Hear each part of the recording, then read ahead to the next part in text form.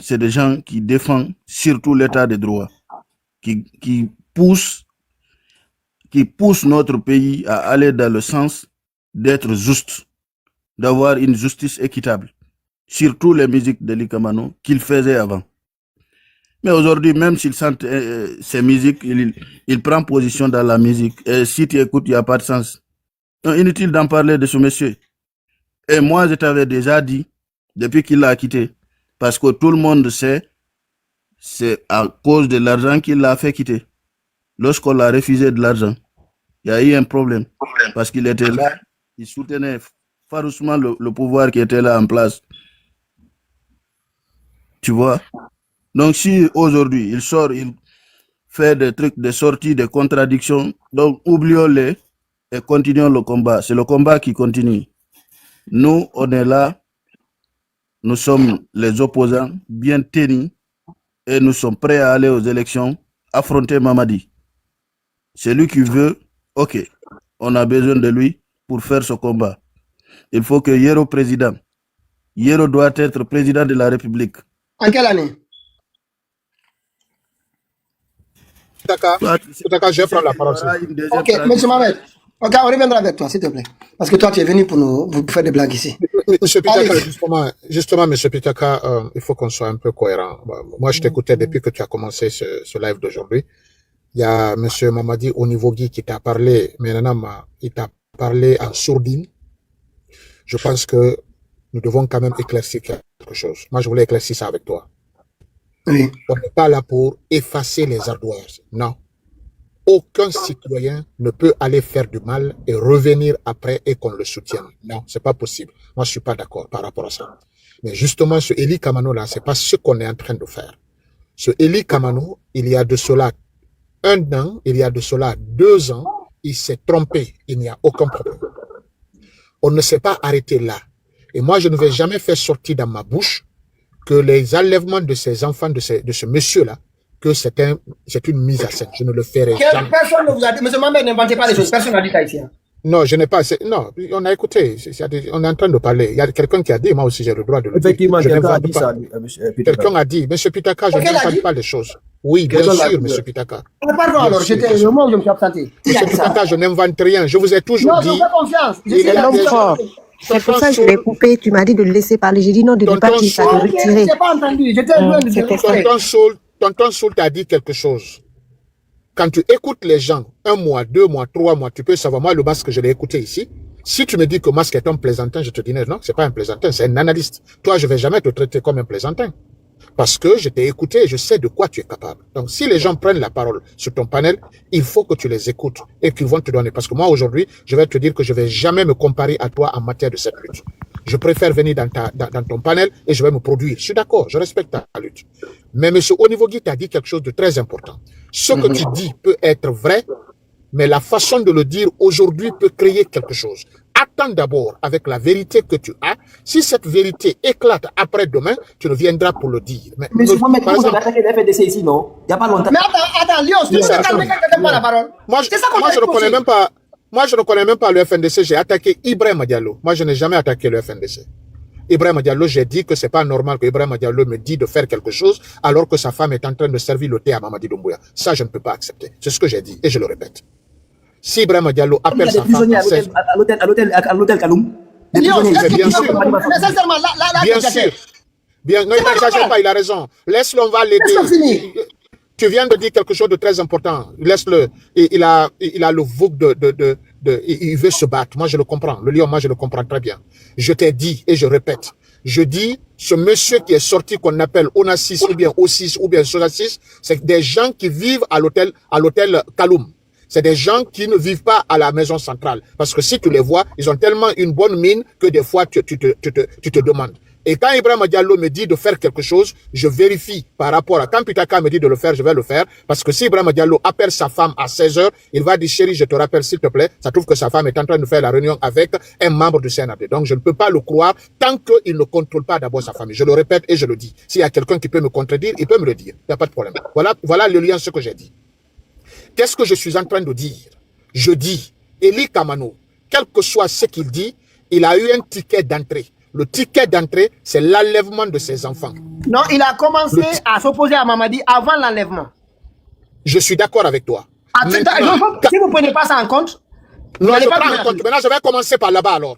Maintenant, quand Eli Kamano s'est opposé à Mamadi Doumbouya, moi, je ne l'écoute pas. Je suis d'accord. De ce côté-là, jusqu'à ce côté, je ne l'écoute pas. Maintenant, je l'ai observé. Jusqu'à ce qu'il est sorti, il a dit que ses enfants sont enlevés. Le lendemain, je voulais l'écouter. Le lendemain, automatiquement, il est venu. Il a insulté Mamadi. Il dit que Mamadi, je veux que tu me rendes mes enfants. Il est resté dans les boîtes. Donc, ça veut dire que c'est son ticket d'entrée. Son ticket d'entrée, là, ça veut dire qu'on peut lui donner le bénéfice de doute en attendant. Vu qu'il a une douleur, en train de faire passer cette douleur, nous allons l'accompagner dans cette douleur. Ça ne veut pas dire que demain, tu n'auras pas raison, mais c'est au niveau qui vient te le dire. Tout de suite là, si tu le parles tout de suite, c'est que les gens ne verront pas ce que tu veux dire. Ils vont penser que tu fais ça alors que c'est pas ce que tu veux faire. Il a été très clair, M. Niveau-Guy. C'est pour cela que je suis monté pour te dire. Tu as parfaitement raison, mais il a un ticket d'entrée.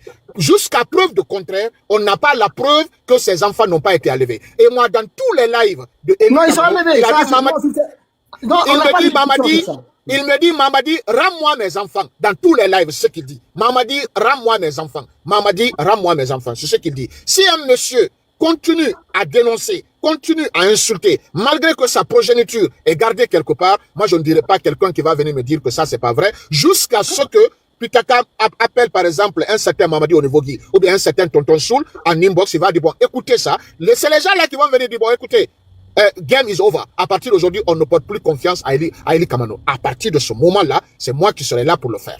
Et je le dis et je le répète.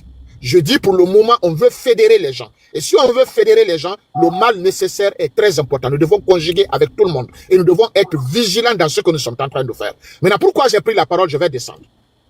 Ce que j'ai pris comme parole, moi, je voudrais qu'on fasse ce qu'on appelle une doléance. Pas une doléance. Toi, tu peux le dire, il n'y a pas de problème.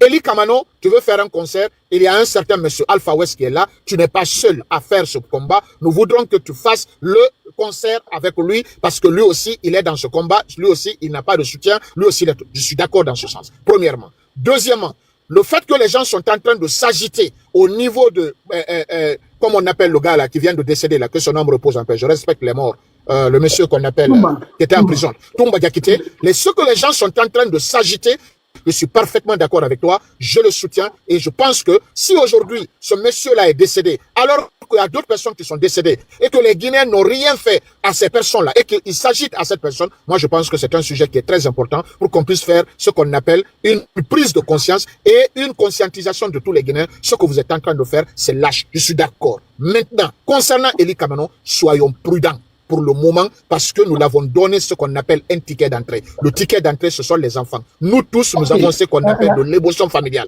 Vous comprenez ce que je veux dire? Ouais, maintenant, ok, on va revenir, je reviendrai vers vous. En fait, voici le piège qui se trouve dans cette affaire d'Eli Kamano. C'est le piège, il est là. On donne l'impression, c'est-à-dire, cette douleur-là, nous la partageons. Moi, la photo est là, tous les jours on en parle ici, du kidnapping de ces enfants. Mais si on ne prend pas en compte d'où est parti, c'est là que les gens doivent. D'où est parti son opposition avec le CNRT? Son opposition est partie parce que le robinet a été fermé. C'est à ce moment qu'il a quitté la Guinée. Par rapport aux milliards et à ce qu'il demandait encore, Mamadi. Ça n'a pas été fait, il les a quittés. Il a commencé à s'opposer. C'est par la suite, maintenant, il y a quelques mois, je ne sais pas, plusieurs semaines ici, que ces enfants ont été kidnappés. Maintenant, je suis d'accord. C'est pour cette raison qu'on est un peu indulgent. Moi, c'est depuis que le kidnappé ces enfants, je voulais sortir l'info bien avant. Les gens me disaient non, non, calme-toi, calme-toi. J'ai dit, il n'y a pas de problème. Quand les enfants ont été enlevés, j'ai dit, là, on ne peut plus. Là, on ne peut plus. Mais vous voir, moi, je vous dis une chose seulement. Je dis au RPG, moi, je vais même envoyer, Cléopatra est là, je vais envoyer un mot au président Alpha Condé. Vous luttez avec lui, pas d'information. Pas d'information sur les actions. Il n'y a pas de problème. Soutenez le fait ce que vous voulez. Si vous l'informez, le palais au courant. Ça, moi, c'est mon point de vue personnel, je vous le dis, je le sais. Ça, je le sais. Et je sais pourquoi je vous le dis. Franchement, maintenant, ceux qui veulent maintenant, si vous l'informez des actions, sachez que Mamadi a un œil sur ce que vous faites. C'est mon point de vue. Ça n'est pas parti. Si après le kidnapping, en ce moment-là, on dit oui. Mais est-ce qu'il nous a expliqué qu'est-ce qui s'est passé? Le lobby a été coupé, il est parti. Donc vraiment, moi, c'est même pas le débat. J'ai voulu faire un petit briefing. Parce que je vois les gens, ça court par RPG et UFDG. Parce que c'est les deux partis. Faut pas que l'un ou l'autre. C'est les deux partis où on a des militants qui sont là. Oui, Eli Kamano, c'est notre lutte, etc. J'ai dit, il n'y a pas de problème. C'est un seul mot seulement. Personne ne va pleurer ici. Si vous, quand Eli Kamano va sortir du bois, quand il va accepter la main tendue de Mamadi Doumbouya, parce que ça se fait là ici. Les négociations que Mamadi Doumbouya amène là pour faire pour la main tendue, vous verrez bien ce qu'il va répondre. Le jour où il va répondre à cet appel là, si quelqu'un le critique ici, vraiment il doit le faire avec nous. Ça, vous devez le considérer comme vous le faites. Ce jour-là, vous dites, il est parti, on n'en parle plus, il est parti. Ah, on ne croyait pas, on n'en parle plus. Mais si vous revenez encore pour dire, maintenant, il est comme voici, comme vous faites avec Makandela. Parce que Makandela a quitté ici, il a quitté le président. Il est allé à l'UFDG. Il est monté, il était dans les manifestations, tête de gondole. Et ensuite, qu'est-ce qu'il a fait par la suite? Il est reparti de l'autre côté. Ouais, au président Alpha Condé. Ensuite, il est revenu avec Mamadi Doumbouya. C'est des gens, c'est pas une fois, c'est pas deux fois, c'est pas trois fois. C'est permanent. Les gens ont un fonds de commerce pour eux. Maintenant, moi, j'en parle. C'est le seul live que je ferai sur cette situation. Je n'en parlerai plus. J'avais fait avec un blagueur encore ici. Et tout le monde, c'est le président Alpha Condé, m'a dit d'arrêter, j'ai arrêté. Je n'en parle plus. Moi, je parle qu'une seule fois. Et j'attends maintenant le jour où ça va se matérialiser ici. Comme on avait dit, depuis 3 mois, les gens nous ont pris ça. Vous êtes en train comme qu'il y a de la forêt, en train de dire, on occupe la forêt. Je vous ai dit, il y a à peu près, quand je suis arrivé, vers le mois de décembre, j'ai dit, Mamadi Doumbouya est en train de préparer la militarisation de la forêt. La décision a été prise, ils sont en train de travailler dessus. Parce qu'il y a des militaires ou des personnes qui pensent être cachées là-bas en Guinée forestière, il va aller les chercher. Tout le monde on était les seuls à parler de ce sujet. C'est quand Mamadi a pris les camions là pour partir en Guinée forestière, dit que c'est libéré Sierra Leone, les gens ont dit, ah bon. Donc moi, s'il y a une info, à un moment, quand ça devient, quand je vois beaucoup d'agitation, je dis ce que je pense. Maintenant, on n'en parlera plus. Si vous voulez, si tout le monde dit, on laisse. Il y a, comme Mamadi Olipogui, je le remercie. Lui, il connaît la lutte, il connaît ce qu'on appelle l'infiltration. En ce moment, maintenant, on en parle là. Vas-y, Joseph, après, on change de sujet. On va aller sur notre véritable sujet qui concerne la crise de liquidité. Parce qu'il y a une rencontre ici. Vraiment, je vais vous dire, c'était ça le sujet. Parce qu'on a fait comme 3 heures sur 3 heures et quelques sur le même sujet. Mamadi Doumbouya, ce que j'ai dit à tous les Guinéens, ce pays-là, c'est fini. C'est fini. Pourquoi je vous dis que ce pouvoir, il n'a plus longue vie? Parce que aujourd'hui, il y a une rencontre au Palais du Peuple, au palais avec Mamadi Doumbouya. Il a rencontré les opérateurs économiques et certains acteurs économiques. Mais imaginez ceux qui sont... On va revenir, je vais laisser juste les autres se prononcer sur ça. Il y a un audio, on va écouter les responsables des opérateurs, les dirigeants des opérateurs économiques en Guinée. Et on va écouter aussi la partie gouvernementale. Et vous allez voir quelles sont les actions qui sont mises en place aujourd'hui pour résorber cette crise de liquidité. En Guinée, maintenant, Mamadi Doumbouya demande à tout le monde au palais, vous avez 500 milliards à la banque, vous les déposez à la banque n'a aucun droit de vous demander d'où ça vient. Moi, je n'ai vu ça dans aucun pays au monde. Ça, c'est-à-dire le blanchiment d'argent maintenant, ça va devenir, moi j'ai volé l'argent du gouvernement, je regarde un opérateur économique, à Madina ou à Sig Madina, parce que c'est les deux, c'est Madina, Sig Madina, c'est là-bas où on fait des affaires en Guinée. Il y a un d'entre eux, je dis, écoute, tiens-moi 20 milliards, tu les gardes, mets à la banque, tu prends 5% et tu me donnes tout le reste, je vais prendre chez toi tous les ans. C'est ce qui va se passer. On a donné l'autorisation à tout le monde. Maintenant, tu déposes l'argent à la banque n'a pas le droit. Les impôts n'ont pas le droit. Parce qu'ils disent que, vous avez l'argument qu'ils ont donné, les gens ne veulent pas déposer leur argent à la banque, leur fonds à la banque, leurs ressources à la banque, parce que si on les dépose, l'État va se rendre compte qu'il ne paye pas assez d'impôts et l'État va aller se servir. Dans tous les pays du monde, les impôts, en France ici en tout cas, je pense par tous les pays occidentaux, les finances publiques ont le droit d'aller dans n'importe quelle banque, demander d'avoir des relevés pour voir ce qui se passe. La police a le droit d'aller demander à la banque où c'est une enquête, le juge ou n'importe qui peut ordonner de récupérer les relevés et de vérifier, de voir ce qu'il y a dedans. Maintenant, si c'est de l'autre côté, on dit, tu as 50 milliards, 60 milliards, tu les déposes à la banque. L'essentiel, c'est ça doit retourner à la banque. Et ça, c'est quelque chose qu'on a discuté avec les hommes d'affaires. Alors que, le contentieux aujourd'hui, ce qui pose problème dans cette crise de liquidité, ce n'est pas la peur de déposer son argent à la banque et de se voir taxer parce qu'on n'a pas payé d'impôts. C'est parce que la confiance a été rompue vis-à-vis de leur comportement avec les finances publiques. Aller puiser, faire ce qu'ils font aujourd'hui, prendre l'argent, faire rentrer, et puis payer les gens avec de la liquidité, aller prendre les réserves obligatoires de la Banque centrale. C'est tout ça qui pose problème. La façon dont ils gèrent l'économie. Mais ils ont envoyé ça pour dire, venez, en disant que c'est par ces méthodes-là qu'ils vont récupérer l'argent, attirer les gens dans la banque. Et Ousmane Gawal va jusqu'à dire, vous ne serez pas en sécurité. Si vous continuez dans ces conditions-là, vous ne serez pas en sécurité avec l'argent. Alors qu'il n'y a aucune obligation en Guinée de déposer, même si vous avez 200 millions de dollars. Vous pouvez les garder dans votre maison. L'essentiel, l'objectif c'est quoi? C'est d'avoir les preuves de la provenance de ces fonds. C'est ça. On vous demande d'où ça vient. On vient, on compte tout, on vérifie par rapport aux papiers. Tous les commerçants, tous les opérateurs économiques aujourd'hui, ils ont quand même des papiers d'importation et d'exportation. Ils ont tous les documents. Les états financiers sont avec eux. Ils ont leur bilan à la fin du mois, à la fin de l'année. Donc ils peuvent savoir, l'État peut savoir à partir de leur exportation qu'est-ce qu'il doit payer. Donc franchement, on reviendra, on va les écouter, point par point. Vous allez voir que moi, je dis à tout le monde encore, je répète à nouveau. Si vous avez de l'argent à la banque, allez chercher. Ne gardez plus de l'argent dans cette banque-là. Les billets de 50 000 qu'ils ont commandés, une partie est déjà arrivée. Et une autre partie, on dit qu'il faut que les gens ouvrent des comptes dans les banques. Et Mamadi Doumbouya maintenant, je vais vous dire rapidement, pour donner la parole aux autres. Au temps du président Alpha Condé, on a créé le GUSEC. le guichet unique du commerce extérieur de la Guinée, qui permettait à tout opérateur économique. Ça a été créé, c'est pas Mamadou Doumbouya, cette digitalisation. Mamadou Doumbouya n'est pas venu avec. C'est en 2019-2020 que le président Alpha Condé s'est rendu compte que les commerçants en Guinée, enfin les opérateurs économiques, tout confondus, ceux qui font de l'import-export, qu'est-ce qu'ils font? Ils prennent des liquidités. Même si c'est 200 millions, 300 millions, ils font avec des liquidités en Chine, en Turquie, partout avec des liquidités. Ils traversent les frontières avec. Donc, comme il y avait une suspicion, dans ce cas-là, de blanchiment d'argent, ou notamment de blanchiment d'argent, le président Alpha Condé aussi, par rapport aux finances publiques, parce qu'il y a des gens qui ne vont pas payer d'impôts, ils vont échapper aux différentes taxes qu'ils doivent payer à l'État par rapport à ces mouvements de fonds. Qu'est-ce que le président a dit? Maintenant, on crée le GUSEC. Tu vas au GUSEC, au lieu d'aller dans les papiers, tu vas dans telle direction, tu vas dans la direction du commerce, tu vas à la douane, tu vas aux impôts, tu vas à la banque centrale. C'est-à-dire, c'est plus d'1 mois de procédure, à l'époque, jusqu'à maintenant d'ailleurs, 1 mois de procédure pour pouvoir exporter un produit depuis la Guinée, notamment à part la bauxite, tout le reste. On a ouvert ça, tu vas en tant qu'opérateur économique, tu ouvres un compte au GUSEC. C'est pas moi dit, je répète encore, vous allez vérifier. Hein. Vous ouvrez un compte au GUSEC, le GUSEC est en lien avec votre banque, vous donnez toutes vos informations et vous déclarez, il y a un document qu'on appelle la déclaration, le descriptif d'exportation, le DDE. Vous le déclarez et on vous donne aussi le document virtuel que vous devez utiliser une fois aller à la douane.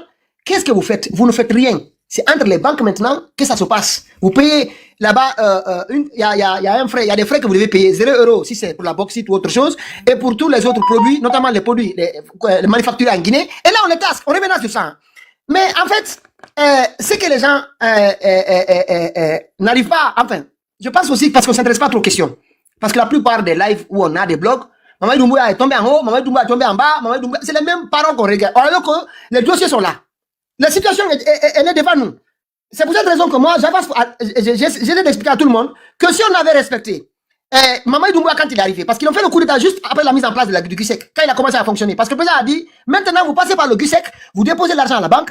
Ils ont demandé à toutes les banques de disposer de devises. Et ce sont les banques qui vont faire un virement vers le fournisseur de cet opérateur économique. Mamadou Doumbouya est arrivé, tout a été abandonné. Le projet a été pratiquement complètement abandonné. C'est en fin 2023 qu'ils sont réveillés pour dire, écoutez, maintenant il faut qu'on respecte le GUSEC. À partir de là, maintenant, plus personne doit traverser les frontières avec 200 millions, 50 millions de dollars, 20 millions de dollars, ou je ne sais pas, 500 000 €, etc. Peu importe. Ils ont dit maintenant c'est ainsi. Et Mamadou Doumbouya, cette fois-ci, il veut maintenant revenir appliquer la décision qu'il aurait dû poursuivre après la mise en place du GUSEC. Il dit maintenant tout le monde doit passer par les banques. C'est la seule décision parmi toutes les discussions qui ont eu lieu au palais avec Mamadi. C'est la seule que j'accepte. Qu'on ne sorte plus à travers les frontières avec des devises. Même pas des devises. Même pas des devises. Vous voulez faire de l'export, vous passez par votre banque commerciale. Vous allez le voir, vous faites tout, le GUSEC, banque commerciale, et on exporte.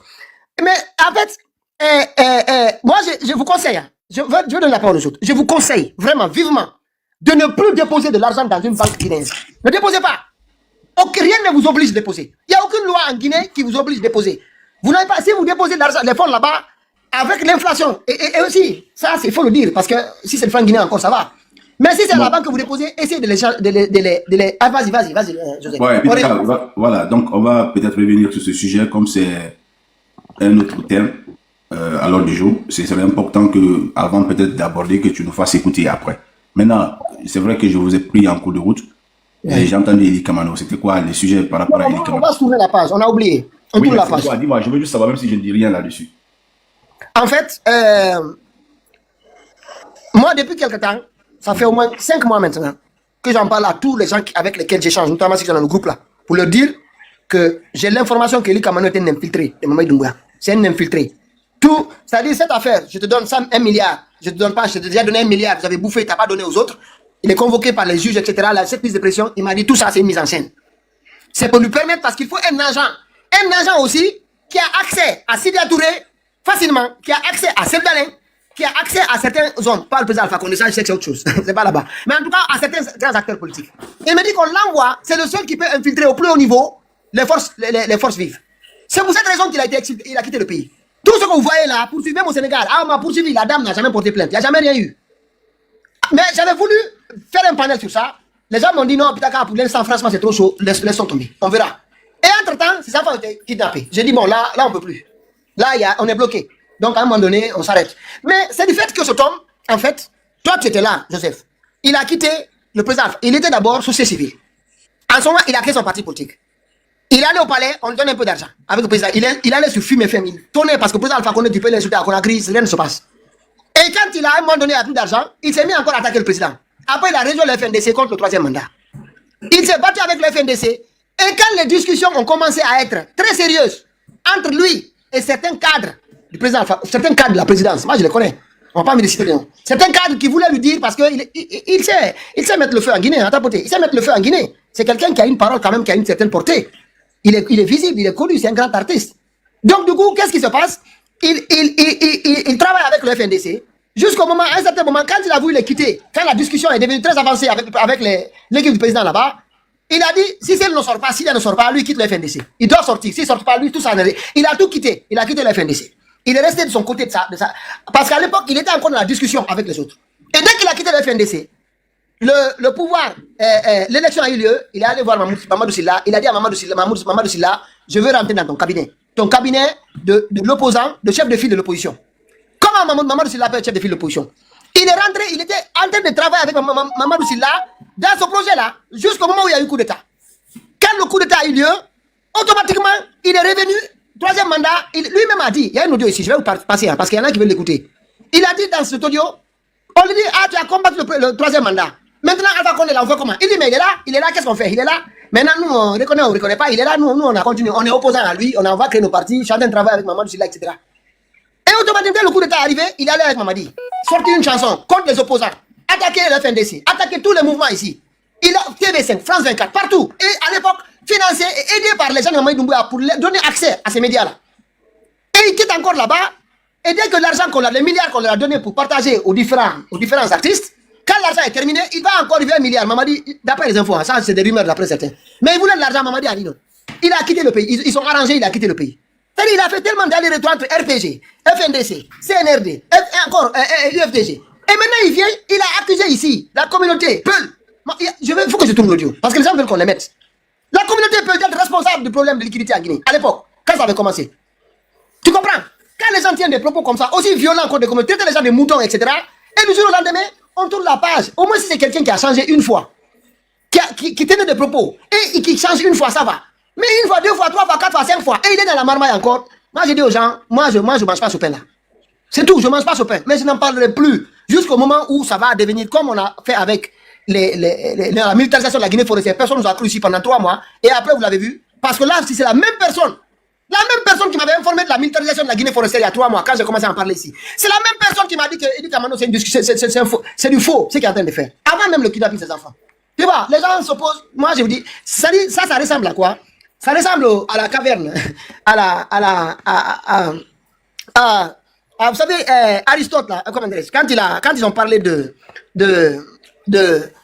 gens qui étaient dans la caverne, à qui on projetait des fausses images, qui étaient des ombres, qui sont restés là pendant toute leur vie, n'ont jamais vu dehors, et une personne arrive à s'extirper de la caverne, et qui va dehors, et qui trouve qu'il y avait de la lumière, que toutes les images qu'on projetait là pendant toutes les années, c'était pas de vraies images, c'était l'ombre de la vraie vie qui est dehors. Mais on s'en prend à lui.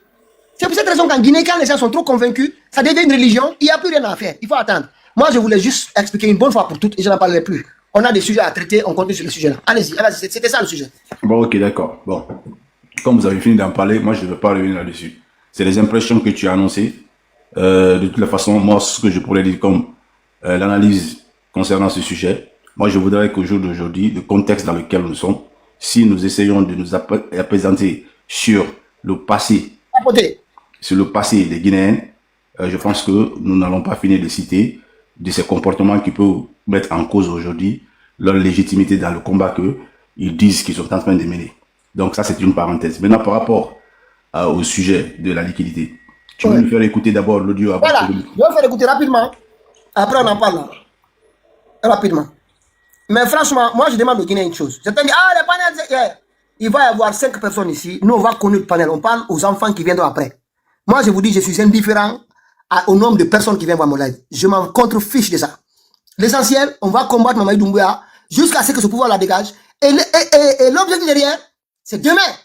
Les enfants viennent dire, vous avez fait quoi? Vous étiez où? Nous, c'est ce qui est important. S'il y a 10 personnes ici, on fait là les 10 personnes. Tous ceux qui ne veulent pas, venez pas. Mais le débat en Guinée, franchement, acceptons de débattre. Acceptons de ne pas être d'accord. Maintenant, je vais mettre l'audio, on va l'écouter. Vraiment, ça fait mal à la tête. Mais ça va arriver, hein. On va écouter Ousmane Gawal, vite fait. D'abord, on va pas lui. On va écouter d'abord, la rencontre qui a eu lieu. Une minute, hein. La rencontre qui a eu lieu au palais. Ils vont nous faire le compte. Voilà, ça est là.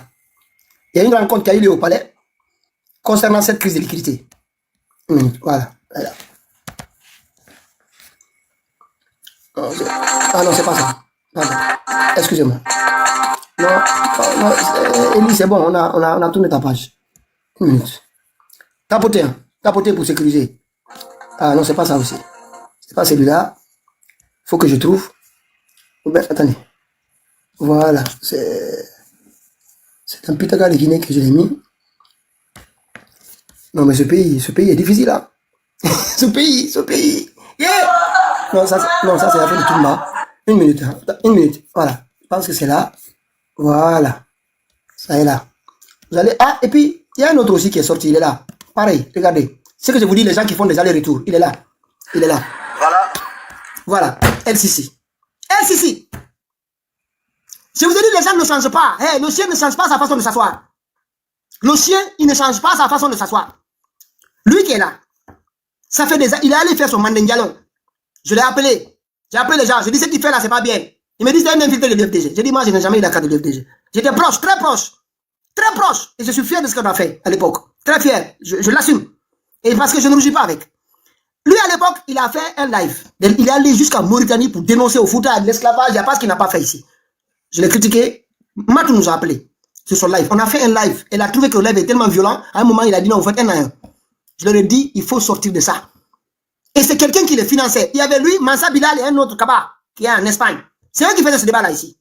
Il est allé à l'UFDG, il a demandé pardon à tout le monde ce qu'il a fait. Moi, j'ai dit à tout le monde ici, c'est moi qui le défendais ici. J'ai dit, LCC a demandé pardon. Vous voulez quoi encore? Laissez-le tranquille, il a demandé pardon. Même pour mettre sa photo dans les manifestations, Cléopatra, elle s'est battue parfois, c'était avec pratiquement des coups de poing. Pour mettre la photo de LCC dans les manifestations. On a calmé, on a dit bon, il a été arrêté ici, donc on l'a soutenu parce qu'il était arrêté. Mais moi, son idée, elle n'a pas beaucoup changé.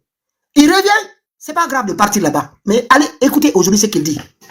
Il dit à Mamadi Doumbouya de retirer tous les gendarmes parce qu'il y en a qui payent de la sécurité pour sécuriser les fonds à Madina et à Sigmadina. Ceux qui ont beaucoup d'argent, ils ont des sécurités. Il dit que lui, ça, c'est des gendarmes. Parce que c'est l'État qui envoie des gendarmes là, et des policiers. L'État doit retirer ces policiers-là. Tapoter, hein. L'État doit retirer ces policiers-là pour que la liquidité retourne dans les banques. Parce que s'ils n'ont pas de sécurité, ils seront obligés d'aller déposer l'argent à la banque. Ces gens-là ne changent pas. Ils sont les mêmes. Tous les jours, ils vont revenir comme hier. Moi, ce que je dis à tout le monde là, ce n'est pas autre chose. C'est leur façon de changer. Et revenir. Rien ne va. Je vais dire, écoutez, juste une partie. Après, vraiment, un tour. Écoutez ce qu'il dit. Crise de liquidité qui est en train de se passer aujourd'hui. Voilà. Je pense beaucoup sont là avec des paroles douces, mais les gens ne veulent pas vraiment vous dire la vérité. Les 4 vérités, c'est quoi, Monsieur le Président? Je commence d'abord par la sécurisation des commerçants. Je vous donne des exemples. Par exemple, vous partez à Madina, vous voyez un commerçant qui est gardé par des gendarmes, par des militaires, mais sa boutique est plus sécurisée que la banque. Vous pensez que lui, il va prendre l'argent déposé à la banque? Non. On dépose l'argent à la banque par mesure de sécurité. Et si lui, c'est lui, est plus sécurisé que la banque, vous pensez qu'il va envoyer? C'est encourager le mal. Je crois aujourd'hui, si ces gens-là ne déposent pas l'argent, l'État aussi doit prendre des décisions radicales, retirer tous les militaires chez ces commerçants-là et dans Kamadina. C'est-à-dire qu'il faut rentrer. Je m'arrête là, je ne vais pas continuer. Là. Je ne vais pas continuer. Allez l'écouter. Non, mais ce qu'il dit est grave. Je peux donner mon avis. Allez. Merci beaucoup, le masque. Moi, je pense que ce monsieur-là, il ne m'étonne pas. Quelqu'un qui vivait déjà dans un hôtel qui est entretenu par quelqu'un, s'il vient pour défendre ce qu'on appelle son ticket d'entrée, moi, je n'ai aucun problème. C'est le contrat là qu'il a signé avec le CNRD. C'est-à-dire, on te libère et puis tu vas venir céder la zizanie dans l'esprit des Guinéens. C'est tout. C'est-à-dire que moi, ce monsieur-là, il n'est rien pour que je puisse perdre mon temps à analyser ce qu'il dit. Parce que c'est un monsieur qui était en prison. Il dit qu'il était en prison, ce que je ne crois pas. Maintenant, pour qu'il soit libéré, il faut signer un contrat avec les gens-là. Donc, lui, il est en train d'exécuter son contrat. Donc, il n'y a pas de problème. Demain, il va sortir, il va dire que Alpha Condé n'est pas guinéen, il est burkinabé. Après, demain, il va sortir, il va dire que les peuples ne sont pas guinéens, ils sont canadiens. Après, il va sortir. Bon, c'est ça, il est en train d'exécuter ce qui lui a donné la liberté. Donc, il n'y a aucun problème. Ces genres de personnes, on ne doit pas les écouter. Ils n'ont aucun effet. Et il faut qu'on s'attende à ce que ce genre de choses se passent. Maintenant, si nous partageons la vidéo de ce monsieur et que nous en parlons, ça veut dire que c'est en ce moment maintenant qu'il va gagner maintenant l'effort. Parce que lui, il est dans l'optique à ce que, par exemple, son mentor puisse voir ça à la présidence. Ou bien il a un mentor en tant que ministre, par exemple. Maintenant, il a fait la vidéo, il y a des gens qui ne partagent pas. Maintenant, lui, il estime que Putaka va en parler, Joseph va en parler, il y a des panels, beaucoup de panels vont en parler, et ça va prendre de l'ampleur, et son patron va dire, ben, écoute, ce que tu as dit, il y a eu quand même un effet. Merci beaucoup. Maintenant, je voudrais maintenant que tu attaques ces personnes, on va voir s'il y a un effet aussi. En attendant, on va occuper l'esprit des Guinéens. Moi, c'est des personnes que je n'écoute pas, je ne partage pas, je ne discute pas sur un panel parce que lui, il est en train d'aboutir à son objectif personnel. Et moi, je ne vais pas lui permettre de gagner son ticket de décret ou bien son ticket de l'argent. Non. Si nous ignorons ce qu'il dit parce qu'il n'est rien dans ce pays, ben, écoute-moi, mais ça veut dire qu'il n'y aura pas d'effet. Parlons des sujets qui sont vraiment virulents. Moi, je suis là par rapport à la crise de liquidité. J'ai quelque chose à dire. J'ai quelque chose à dire à ces commerçants-là. Non, on va revenir. Non, en fait, non, c'est pas un débat par rapport à lui. Hein. En fait, c'est vous montrer que moi, toute personne qui tu changes partout à gauche, un coup à gauche, à un moment donné, moi, ça me bourre la tête. Et puis d'accord, il faut nous faire passer l'audio comme ça. Voilà, on va écouter ça. C'est pas, mais j'ai voulu juste mettre ça pour que vous voyez Ça marche, on fait passer l'audio parce qu'on a des choses à dire par rapport à la liquidité là. Voilà, c'est ça, on va aller sur le débat, un instant. Voilà, ça est là. Une minute. Hein. On va les écouter. Et puis, on va se prononcer. Notez, hein, au fur et à mesure. Voilà. Dans tous les autres pays voisins de la Guinée, c'est que tapoter. La Banque centrale, tous connaissent le volume d'argent disponible de Guinée en monnaie, en francs guinéens. Tu sais, il se trouvait qu'à la veille, le dimanche passé, nous avons été invités à la Banque centrale. Devant toutes les autorités, c'est seul le chef de l'État et le Premier ministre qui n'étaient pas présents le dimanche passé à la Banque centrale. Lorsqu'on a été invité à la Banque centrale le dimanche, nous sommes aussi partis avec l'ensemble des importateurs, les industriels, les présidents des campistes, les transitaires, l'ensemble de tous les acteurs.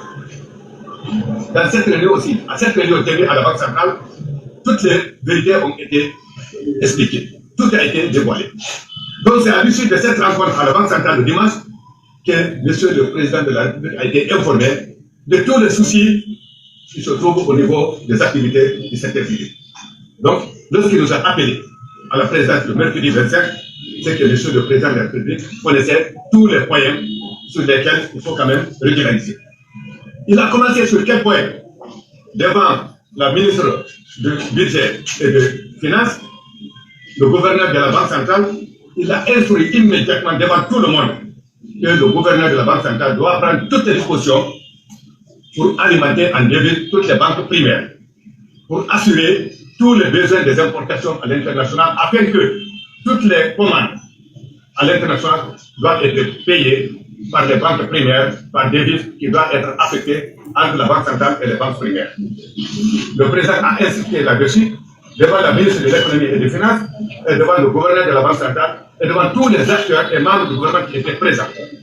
Donc, ce aspect que la Banque centrale est chargée d'assurer cette responsabilité de consigne donnée par M. le Président de la République pour assurer l'approvisionnement des devises dans les banques commerciales afin de faciliter, de résoudre une partie des soucis des opérateurs économiques. Après, le deuxième point sur lequel le président a expliqué, il dit à toutes les banques, à travers le gouverneur de la Banque centrale et au président de l'APB, que les comptes bancaires doivent être secrets, que les comptes bancaires doivent être seulement à la discrétion de celui qui a ouvert le compte. Aucune banque, aucune institution de l'État de service n'a droit de connaître ce que quelqu'un dispose dans son compte bancaire. Il a interdit à ce que les banques commerciales, les banques primaires, puissent dévoiler les secrets des contenus des comptes banques primaires des opérateurs économiques.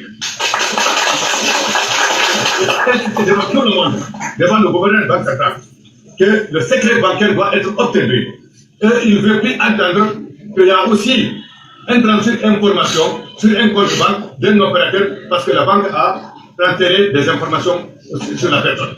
Ils ont même demandé tout opérateur économique qui va encore subir des tracasseries pareilles, n'a qu'à signaler à la Chambre de commerce et nous allons relier l'information. Donc le secret bancaire a été aussi expliqué. Le troisième point sur lequel le président de la République a insisté, à ce que le secteur privé, à travers la Chambre de commerce, fasse comprendre à tous les opérateurs économiques de domicilier leurs commandes, leurs comptes bancaires, leurs opérations à travers les banques primaires. De cesser de croire pour acheter les marchandises, il faut utiliser le transport en cash ou bien avec main en main, il faut que tout le monde prenne l'habitude d'utiliser les virements bancaires et donc domicilier leurs comptes bancaires dans les banques primaires.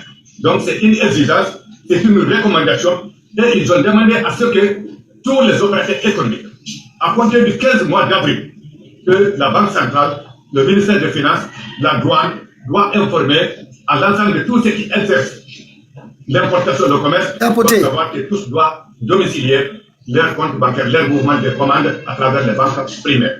Cela aussi doit être respecté et doit être entendu à travers tous les acteurs. Il a demandé à ce que l'ensemble de tous les acteurs comprennent ce que nous cessons de terroriser l'argent dans les maisons, dans les coffres et dans les magasins.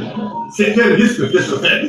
Il faut savoir la sécurité, la valeur d'un opérateur économique, c'est sur les mouvements bancaires qu'il va aussi réaliser dans ces banques. Donc, garder le stock de l'argent dans les bureaux, dans les magasins, dans les maisons, c'est quelque chose qui est interdit, que les gens sont en train de pratiquer, or que c'est un danger, c'est un risque. Sur ce, Monsieur le Président a demandé devant toute l'autorité le jour, il dit que toute personne qui voudrait désormais verser son argent dans les banques, quel que soit le volume d'argent, que les banques ne doivent pas lui demander d'où vient l'argent. C'est quelle opération. Il faut faciliter le versement de l'argent. Il a demandé toute personne qui souhaite verser son argent, la banque commerciale doit prendre le véhicule de sécurité pour escorter le transfert d'argent entre le commerçant et la banque commerciale. Ils ont demandé à ce que la Chambre de commerce accompagne toutes les transactions, à ce que tout opérateur économique, tout cambiste, tout importateur qui souhaite transférer son argent de sa maison, de son bureau, de ses magasins pour la banque centrale, il doit être assuré, il doit être soutenu jusqu'à satisfaction. Donc c'était une exigence aussi. Deuxièmement, la douane, on l'a expliqué à la douane, quel que soit le volume de commandes que les opérateurs fassent, il faut qu'ils sachent que la douane ne va pas considérer le montant transféré sur la facture pour considérer la valeur du réel. Ils ont expliqué que peut-être un opérateur va dire que si je perds tout mon argent à travers la banque, peut-être la banque ou la douane va dire le montant que j'ai transféré pour ma commande, peut-être est 2 fois ou 3 fois plus supérieur que la facture. Il dit non, ce n'est pas pris en compte. Il dit que sa mission ici, c'est de mettre les Guinéens en confiance et de renforcer un peu l'équilibre économique. Donc il ne faut pas que les gens aient des inquiétudes. Il ne faut pas qu'il y ait Ils ont dit que toute personne qui délivre un chèque à une personne, trouver que le chèque c'est une sanction très sévère qui va à l'encontre de celui qui a émis le chèque. Donc, ça aussi, le point a été débattu. Donc, le message le plus détaillé le jour-là, le président de la République a remis tous les se portent bien. Donc, le fait que Dieu nous a aidé, la Guinée se porte bien, nous aussi acceptons d'être au service de l'État. Il nous a expliqué personnellement. Il dit que le gouvernement a toutes les solutions pour prendre les dispositions de ceux qui terrorisent l'argent dans leurs travaux. Mais à une concertation, ils ont dit non. Comme on a de très bons rapports, il y a une confiance entre le secteur privé et le gouvernement, appelons la Chambre de commerce, pour qu'il soit l'interface, qu'il fasse comprendre tous les acteurs économiques de comprendre qu'ils pensent que le message sera bien entendu. Dans un délai de 1 mois, ils vont constater si les appels sont entendus, si les appels sont respectés, si les versements ou bien les opérations bancaires sont déjà revenus normales. Au ministre, il a demandé à ce que le ministère de l'économie et des finances, la Banque centrale, le ministère du commerce et de l'industrie, la Chambre de commerce, le patronat, la Chambre d'agriculture puissent veiller sur la régulation de tout ce qui a été expliqué et demandé. Donc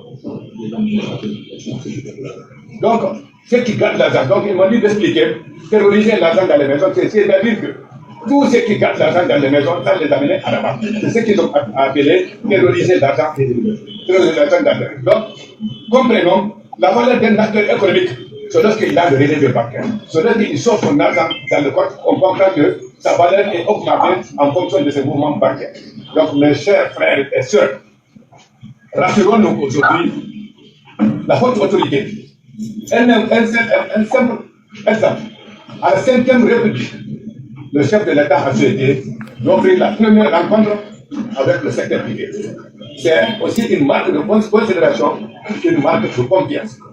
Et à l'issue de cette situation que nous vivons aujourd'hui, l'État a tous les moyens, toutes les dispositions pour éradiquer ce qui se passe sur les gens qui gardent l'argent dans les caveaux, dans les maisons.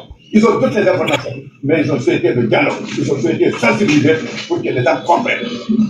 En plus, ils ont dit désormais pour que n'importe quel acteur économique ne soit inquiété pour aller verser son argent dans les banques. Bien entendu, cette demande aussi a un délai. Le délai aussi doit être observé. C'est une demande dans un mois, ils verront si les doléances, les requêtes sont bien suivies. Donc, mes chers frères et sœurs, la communication ne finit pas. Comme je ne suis pas seul ici, je pense que le commerce intérieur et d'autres acteurs qui sont là pourront nous aider encore à mieux échanger sur les sujets essentiels sur la vie de l'économie de notre pays. Voilà. Ça, ce sont les opérateurs économiques. C'est la première partie. Hein. Après, on écoutera Ousmane Gawal aussi les autres. En fait, je vais laisser les autres en 2 minutes, très vite. Et là, il y a plusieurs cas. Ça ne va pas être long. Vous savez c'est quoi? Allô? Non. Allô? Non. Après, 1 minute, je ne vais pas être long. Vous savez c'est quoi? On a souvent parlé du gouvernement bandit. Maintenant, nous sommes en train d'assister à la naissance d'un pays voyou. Les gens qui parlent là, ils ne comprennent absolument rien là. Imaginez un peu. C'est quoi l'existence de la CRIEF aujourd'hui maintenant? Quand il n'y a pas de contrôle sur l'argent qui rentre dans les banques, on n'a pas le droit de demander, on ne peut pas se justifier, rien du tout. Ça veut dire que tous ceux qui ont fait des détournements d'abord, ils peuvent faire passer légalement leur argent dans la banque. Ça, c'est une chose. Ça veut dire aussi que même dans les pays limitrophes, qui font on ne sait pas de quelle contrebande, ces gens-là peuvent amener leur argent dans d'autres pays. Mais est-ce qu'ils ont pensé un peu à ce que les autres pays vont penser de la Guinée? À ce que ce monde va penser de la Guinée? Les gens ne réfléchissent pas, quoi. Ils ne réfléchissent absolument pas. Okay. Je pense qu'on n'a même pas à s'inquiéter pour ça. La seule chose qu'on doit dire, c'est que la Guinée devient un pays voyou. Bon. C'est aussi simple que ça. Et le monde va en juger. Ok, je peux? Moi, je ne comprends pas, franchement. Attends, Mamadi, on est pour après on revient vers toi, Joseph. Oui, j'ai un peu sommeil là. Laissez-moi rappeler quelque chose. Ok, moi, vous voyez maintenant, ma première intervention ici, j'avais parlé de ça, ce qui était là. C'est-à-dire, les banques étaient devenues policières, Orange Money, espions. C'est-à-dire, toutes les structures de transfert d'argent étaient devenues des moyens de traquage. J'avais parlé de l'opérateur économique Diallo qui avait fait un dépôt d'1 million, il a été directement emprisonné. C'est que le problème d'abord, à la base, c'est que tout citoyen a le droit d'être interpellé. Mais maître, c'est-à-dire la prison devrait être l'exception. Vous pouvez aller le convoquer. Mais ils ont déposé directement le monsieur à la maison centrale. Alors, vous voyez les réactions du monsieur? Ça rappelle ce que j'avais dit. De ce fait, les gens sont en train d'être piégés comme ça. Vous savez, les dirigeants là sont les plus médiocres que la Guinée a connus depuis son indépendance. Je vais vous dire ça. C'est-à-dire, quand ils veulent entreprendre quelque chose, ils agissent sans analyse. Maintenant, l'effet contraire les rattrape. Là où ils sont là, je vais vous dire le piège qui est monté. Comme les opérateurs là sont analphabètes, vous avez vu d'abord la sortie d'Ousmane Gawal. Il dit si vous laissez l'argent à la maison, vous êtes en insécurité. Regardez sur les réseaux sociaux. Il y a un opérateur qui a été attaqué à Zérékolé là-bas, il y a 3 jours. De l'autre côté, il a été attaqué à Kindia. Ils avaient commencé à cibler les gens. Ils savent que ça va créer encore un autre problème. On les appelle cette fois-ci pour leur dire, écoutez, allez déposer l'argent, il n'y a pas de surveillance. Vous pensez ça?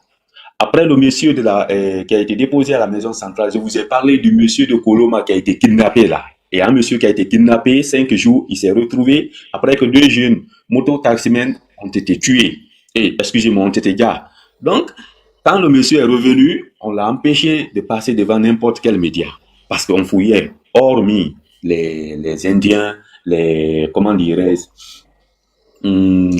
les étrangers, tous les Guinéens qui avaient les comptes bancaires pleins, on avait commencé à les traquer.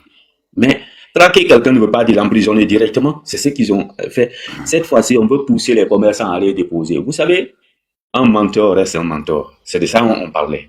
Quelqu'un qui a trahi, trahira. Un putschiste reste un putschiste. Un médiocre reste un médiocre. Mamadi Doumbouya est un médiocre. Sa bande d'incapables est médiocre. Ce qu'ils sont en train de montrer, de monter maintenant, le montage actuel qui est là, c'est pas le fait que les gens vont déposer. Quand ils vont déposer, ils vont bloquer. Ils sont très bêtes, ces gens-là. Ils connaissent rien. Mais, et je pense, la stratégie actuelle même, c'est de prendre de l'argent de leur maison, d'éloigner de leur maison. Le gars désiré courir parce qu'il avait ses enfants costauds, allez lire sur Guinée Matin. Si ce n'était pas ça, je pense que la vidéo, j'ai voulu télécharger, mais le gars qui a publié, il a tellement mis de sécurité que ça peut pas. Alors, les gens vont prendre leur argent, ils vont aller déposer. Puisqu'on les a dit, il n'y a pas de contrôle. Mon frère, c'est là-bas, ils vont bloquer parce qu'ils sont en train de chercher quelle stratégie ramener les gens à envoyer l'argent à la banque pour que l'argent soit bloqué. Tout ce qu'on dit là. Si c'est pas, mais je sais que les opérateurs économiques, ils ne sont pas fous. Ceux qui parlent là, je vous ai dit, ceux de Mandina là, tu parles devant eux. Quand ils t'expliquent en langue vernaculaire, tu vas voir, c'est des véritables cours d'économie. Pour ceux qui ont fait comme nous. Tu vas l'écouter. C'est-à-dire, c'est peut-être la narration qui est différente, mais ça revient aux mêmes bases économiques de micro et de macroéconomie. Alors, tout ce qu'ils sont en train de faire là, c'est pour sensibiliser la population, que chacun garde son argent. J'insiste encore, que chacun garde son argent, mais pas à la maison. Parce que lorsqu'ils vont voir, après un mois, c'est pas fait, le plan machiavélique qui est en cours, c'est d'attaquer les gens. C'est ce qu'on pousse le jeune Mara que nous, on a tous supporté là, à dire. Ils veulent dire que quand les gens sont sécurisés à la maison, mais la sécurité, là, ils vont profiter des gendarmes là même pour remonter si le gars envoie une grosse somme à la maison. Alors, si les gens sont intelligents, ils n'ont qu'à passer par d'autres voies pour mettre l'argent ailleurs, pas chez eux. Parce qu'ils vont commencer à assassiner les gens pour dire qu'on les avait dit de déposer l'argent à la banque, ils n'ont pas déposé. Donc, il faut que les gens soient très intelligents. Et que les banques qui sont là, je vous dis, je donne un exemple. Quand ils sont venus kidnapper les gens chez moi, qui sont portés disparus jusqu'à présent, j'avais mon numéro où il y avait 15 millions. Je suis allé vers Cimenterie puisque je suis sorti en blouse de la clinique. Ils sont venus, ont tiré à balles réelles. Le même jour, je voulais faire retrait. C'est un certain dialogue qui m'a sauvé là-bas encore. Grave. Mon frère, je pars pour faire retrait pour dire au moins l'argent là va rester chez moi. Quand le monsieur engage Orange Money Block, il engage, maintenant il reste là, il reçoit un appel. Le monsieur qui est là-bas, il faut rester à dire qu'il n'y a pas de réseau jusqu'à on va venir le prendre. Vous voyez un peu ce que ça veut dire. C'est-à-dire, il y a ces choses, c'est très grave. Le monsieur m'a dit, monsieur, qu'est-ce que vous avez fait? Je lui ai montré ma carte à l'ordre des médecins pour lui dire, tu vois, je suis médecin. Tu me vois en blouse comme ça. Il me dit, oui, je l'ai même fait savoir que j'opérais un malade. Ce sont eux qui ont fait le dépôt. Je dois acheter les médicaments. Il me dit, mon frère, laisse le malade là, sauve-toi ta vie, sinon ils vont te tuer ici. Et le monsieur qui est sorti vers 36 et qui a fait dépôt et qui a fait retrait de 2 800 000, vous avez vu comment ils sont allés lui dire que c'est un téléphone volé encore pour l'arrêter. Alors que ce soit les banques, elles sont devenues des banques policières. Tout ce qu'on donne là, c'est un autre parole qui n'est pas légalisée. Mamadi Doumbouya qui n'a pas respecté sa charte, qui n'a pas respecté ses engagements, les 10 points du chronogramme, ces simples paroles-là, ils vont prendre en considération. Il faut être le plus maudit de la Guinée pour pouvoir respecter ça. S'ils le font, ils vont le regretter toute leur vie. Merci. Ok, merci. Je pense pas. En fait, moi, ce que je trouve grave là-dedans, en fait, cette rencontre, l'objectif, c'est quoi? C'est de récupérer les fonds dans les mains des opérateurs économiques. Et voilà. Bon, et comme il dit, en fait, c'est que... Oui. Attendez, vous savez, il ne faut pas qu'on va entrer dans ce sujet-là comme ça. Les Guinéens doivent comprendre la jeunesse de ce problème de liquidité-là. Sur cette situation, je sais que tu dois avoir des éléments avec toi, mais là, je t'invite, pour commencer, de revoir en 2023.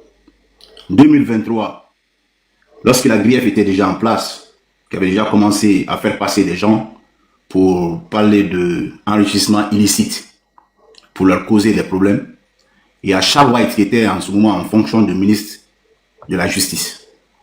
C'est Charles White qui a tenu une conférence de presse où il a dit clairement qu'ils avaient la situation de toutes les personnes qui ont des milliards déposés dans les banques, qu'il a toutes les informations et que ces personnes-là passeront tous. Il a même cité quelques noms.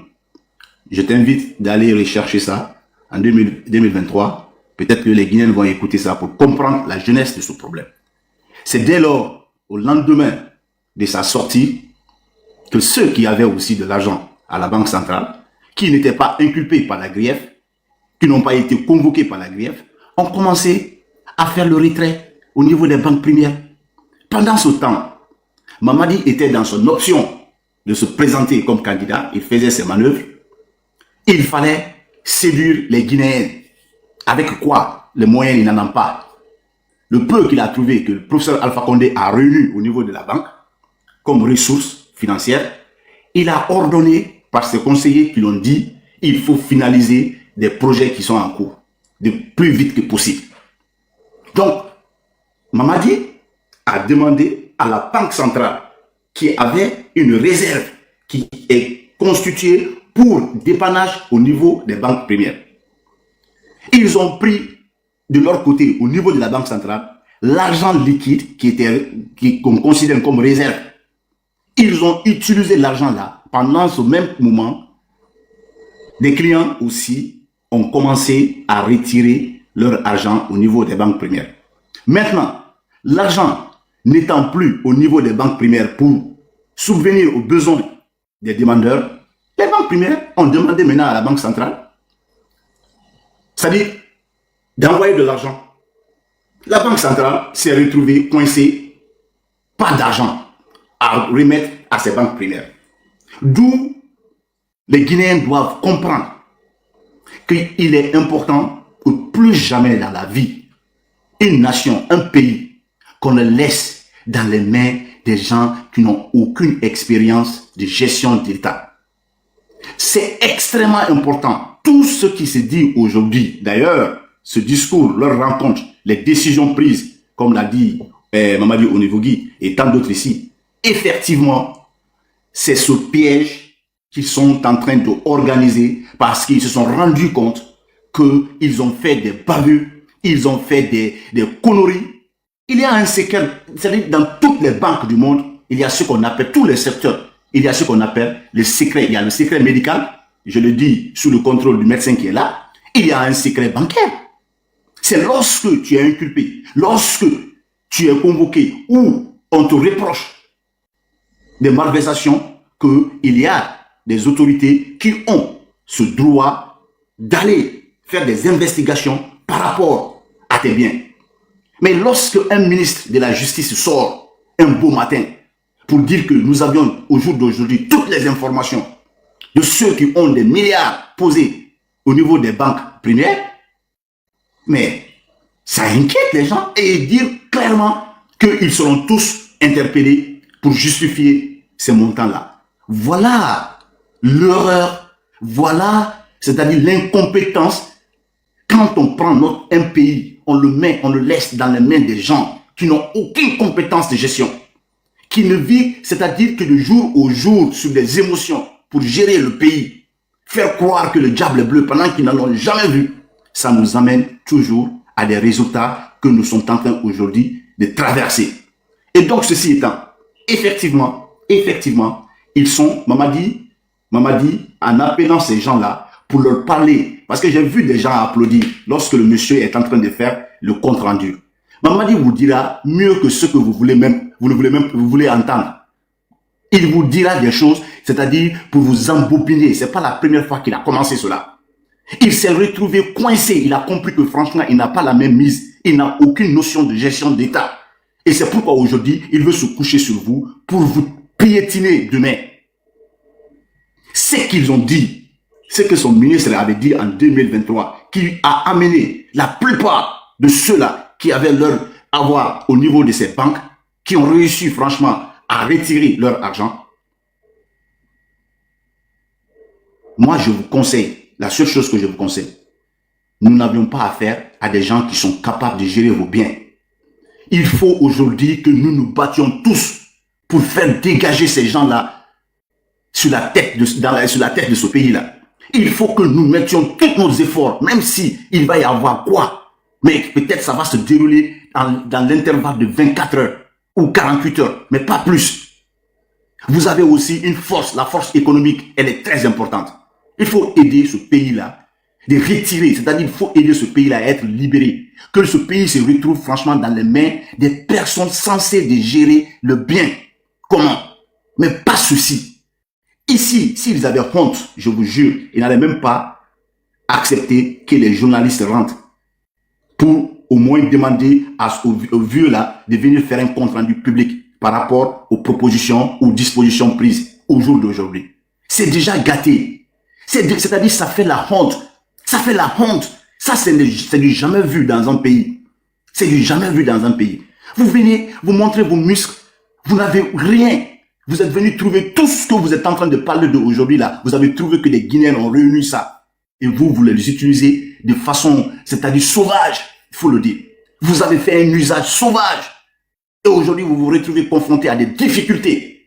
Et avec des décisions qui n'ont aucun sens. La violation, même des règles les plus élémentaires, vous les violez. Parce que vous pensez que vous avez un titre. Je suis ministre, je suis président. Mais tu es qui? Tu es ministre et président de qui? De quel peuple? Que tu n'es pas en mesure, franchement, d'apporter quelque chose pour. C'est juste une honte, quoi. C'est juste une honte. Et donc, je termine pour vous dire, il faudrait que nous qui avons aujourd'hui certainement la possibilité de prendre la parole pour s'exprimer sur ces sujets dans le cadre de la sensibilisation, qu'on essaye franchement d'avoir des analyses très profondes et de ressortir le problème même, qui est la cause du problème et les résultats que nous avions aujourd'hui et la solution qu'il faut. Il n'y aura pas d'autre solution que d'en découdre avec ces gens-là. Et si cet élément économique aujourd'hui en est quelque chose qui pourra nous aider, que vous autres, en tout cas, que nous tous, nous appuyons sur ça et encore beaucoup d'autres stratégies qui seront menées pour qu'on en finisse avec cette situation. La seule des solutions, je vous jure, c'est que ce Mamadi et sa bande dégagent. Il n'y a pas autre scénario à envisager. Il n'y a pas autre chose. Parce que le mal est profond. Le désordre est total. À tous les niveaux. Ça touche tout le monde. Donc, dommage. Je me limite là et je vous laisse pour l'instant. Allô, Pitaka? Allô? Allez-y, monsieur Mohamed, allez-y. Je voulais parler, mais allez-y. Je voulais revenir sur cette intervention, allez-y. Pitaka, je viens de me rendre compte que les commerçants de la République de Guinée sont les plus lâches du monde entier. Les responsables, c'est les responsables. Je comprends pourquoi les gens les attaquent. J'ai compris ça aujourd'hui. C'est pour cela que je me dis que moi, je ne défendrai jamais un commerçant. Même si je viens de la moindre Guinée, je ne le ferai jamais. On vient de tendre un piège et on vient de perdre la lutte. C'est-à-dire à 45%, on vient de perdre la lutte avec ces gens-là. Je vais te donner ma raison. Regarde très bien la nomenclature de la salle. La nomenclature de la salle, tu ne verras aucun Libanais. Tu ne verras aucun Turc. Parce qu'aujourd'hui, ces gens-là sont des commerçants aussi à République de Guinée. Ils ont la majorité de la liquidité en Guinée. Premièrement. Deuxièmement, nous avons 8 mois de crise de liquidité.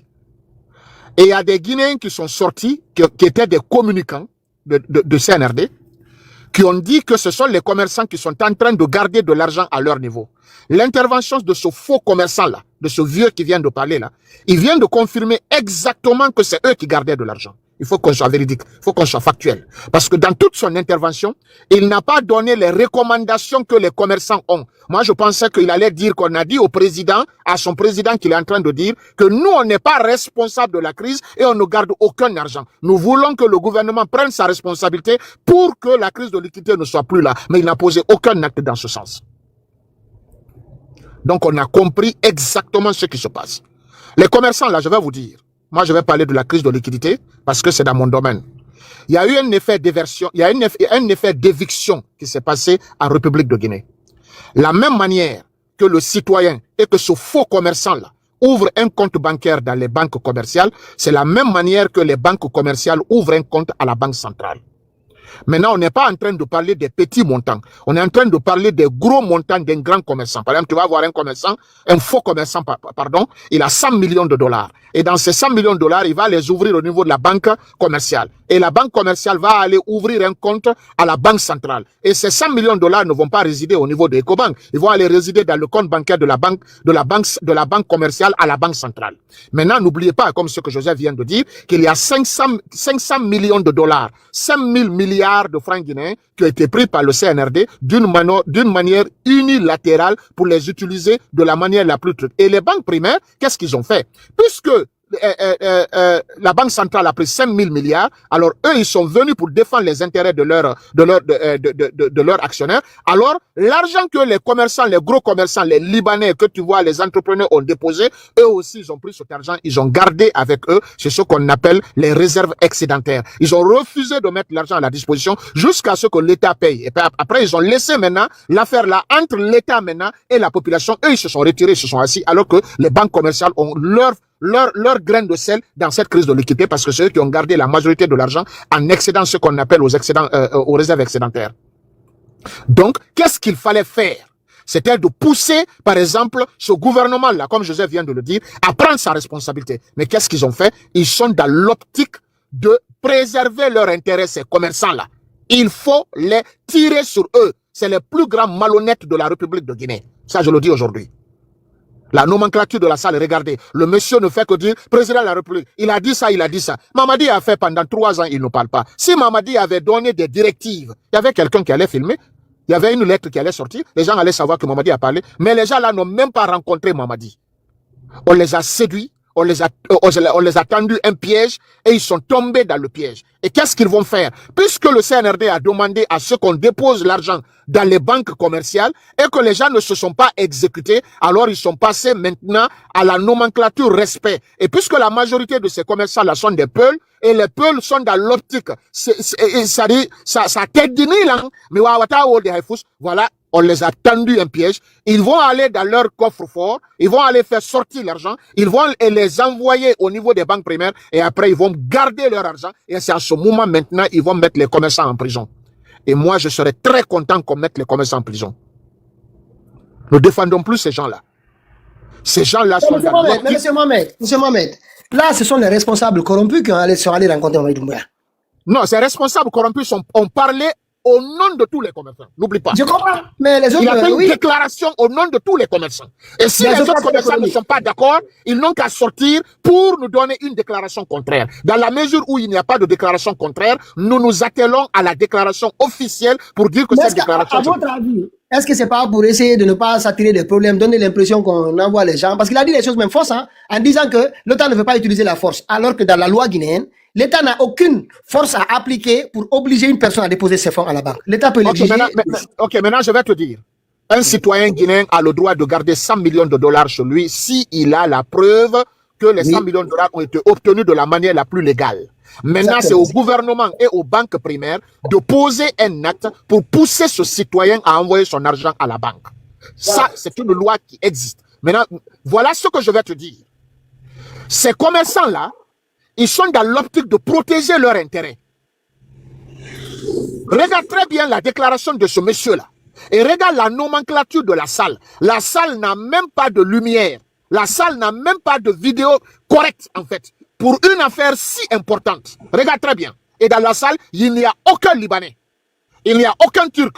Il n'y a aucun opérateur comme Guico Press, comme toutes les entreprises privés qui sont en République de Guinée ne font pas partie de cette déclaration, alors que ces gens-là aussi, ce sont des personnes qui sont inconcernées par rapport. Regarde la nomenclature de la salle.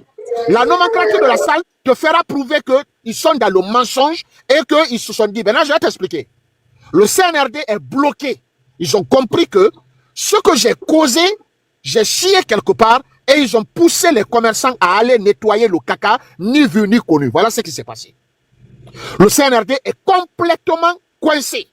Pourquoi? Parce que les banques primaires ne sortiront pas l'argent. Il y a un levier qu'on appelle les réserves excédentaires. Et ces réserves excédentaires, à un moment donné, c'est un levier pour protéger... Il y a quelqu'un, il y a un bruit là. Il y a un bruit, s'il vous plaît, là. Il y a un bruit là. Ok.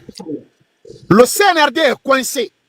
Ils ont demandé pardon aux banques primaires en inbox. Les gens la disent, on n'a rien à faire, on ne fera rien. Parce que l'optique de ces banques primaires-là, c'est de défendre les intérêts des actionnaires. Il y a un actionnaire indien qui est couché à Singapour ou bien à Times Square aux États-Unis. Lui s'en fout. Si on a la liquidité, on n'a pas la liquidité. Les règlements doivent être respectés. Moi, je ne peux pas être en faillite et que toi, le directeur que j'ai envoyé en Guinée, tu dois prendre tes responsabilités. Donc, il y a un levier qu'on appelle les réserves excédentaires que la banque a le droit de faire. Ça veut dire que si le gouvernement prend son argent sans son consentement parce qu'il a un compte bancaire, donc qu'est-ce qu'il va faire? il va essayer de viser sur les prochains dépôts qui vont venir. S'il y a un dépôt de plus de 500 millions de dollars qui vont venir après-demain, il va prendre ces 500 millions de dollars, il va les engager dans les réserves excédentaires. Ça veut dire que ces montants-là ne vont pas aller ni à EcoBank, ils vont pas aller ni au guichet, ni vont pas aller ni à la banque centrale. C'est un montant qui va être gardé quelque part pour protéger les intérêts des actionnaires. Et quel que soit ce que Mamadi va dire, les banques primaires ne céderont pas parce que eux, ils sont en Guinée pour gagner un intérêt. Voilà pourquoi vous voyez que aucune banque primaire internationale n'est allée en faillite depuis parce que les gens la respectent la loi. Maintenant, ils ont vu que la seule personne à qui il faut s'adresser, ce sont les commerçants là. Et les commerçants là aussi, quand ils se sont rendus compte que les 500 millions de dollars qu'ils ont déposés comme dépôt au niveau des banques commerciales, ils n'ont pas eu accès à cet argent. Qu'est-ce qu'ils ont fait? Maintenant, les prochaines ventes qu'ils ont eues et les prochaines activités qu'ils ont eues, ils ont gardé l'argent à leur niveau. Alors, le CNRD a joué à ce qu'on appelle à un piège, c'est-à-dire il a mis un piège, il est allé s'asseoir dans le salon et puis il a joué sur les gens là. Et les gens là, après-demain, ils vont livrer tout l'argent qu'ils ont. À partir de l'argent qu'ils vont livrer, le CNRD aussi avait pris une liquidité qu'il a gardée avec lui parce que les élections arrivent là. Et les démagogues là, tu ne peux pas les payer par chèque bancaire, ni par virement, tu dois les payer par truc. Donc le CNRD a besoin d'argent. Et au moment où on est en train d'appeler le CNRD à prendre ses responsabilités parce qu'il est coincé, pour le moment là, on va demander à ces gens-là de négocier avec la bonne personne maintenant. Les commerçants viennent de nous livrer et puis ils vont leur donner le cash gratuitement. Ok. Donc, on ne doit plus jamais, ces gens-là, voilà ce que je vous ai dit. On ne défend pas une communauté et on ne défend pas une entreprise. Depuis qu'on a mis ce monsieur-là comme coordinateur de Halipoula, ce commerçant-là, j'ai dit qu'il n'y aura jamais de lutte. Pourquoi? Parce que ce monsieur ne peut pas s'opposer à quelqu'un la nuit et que demain, il va estimer aller dédouaner ces 2 conteneurs qui sont venus de Singapour. C'est pas possible. Il faut qu'il choisisse une lutte. Et c'est ce qui est en train de se passer. Et moi, aujourd'hui, je vous dis, je ne défendrai plus jamais les commerçants. Et les commerçants sont les plus bas bières de la République de Guinée. C'est les plus malhonnêtes de la République. Ça, je vous le dis ça aujourd'hui. C'est le plus malhonnête de la République de Guinée. Merci beaucoup.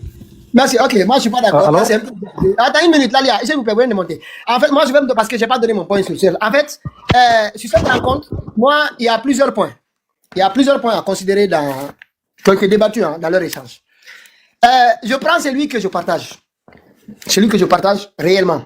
Ça, je dis, peu importe notre divergence avec ce voyou et ce bouffon, ça, c'est quelque chose qui devait être fait depuis très longtemps. Utiliser le GUSEC, le guichet unique du commerce extérieur de Guinée. Je vous dis encore à nouveau, c'est Alpha Condé qui l'a mis en place. Et si ça avait été, si on avait continué le déploiement ou alors l'implémentation ou la mise en œuvre de ce projet-là, on n'en serait pas là. Parce que cette question, on aurait pu la résoudre depuis 2022-2023. Tout le monde serait habitué. Mais en fait, il y a une question qui est simple. Ils ont évoqué 3 cas. Le premier cas, ils ont demandé aux banques primaires, c'est-à-dire ça c'est pour essayer de donner un gage en se disant, voilà, c'est le problème là qui nous lie avec les commerçants, c'est à cause de ce problème qu'ils ne souhaitent pas déposer l'argent à la banque parce qu'ils vont être taxés, l'État va aller faire des vérifications, etc. Alors ils disent maintenant aux banques, vous devez disposer de disponibilité en devises. Et c'est ce qui avait été mis en place en 2020-2021. Quand on a mis le GUSEC, on a demandé, le président Alpha Condé, je me rappelle à l'époque, avait demandé à toutes les banques de se rassurer d'avoir des disponibilités en devises. La Banque centrale doit tout faire pour qu'on ait des dispositions en devises au niveau des banques commerciales, parce que quand on achète à l'extérieur, c'est avec le dollar. Donc, ils se disent maintenant, pour faire retourner toutes ces devises-là à la Banque centrale, il faut rassurer les gens qui ont des devises.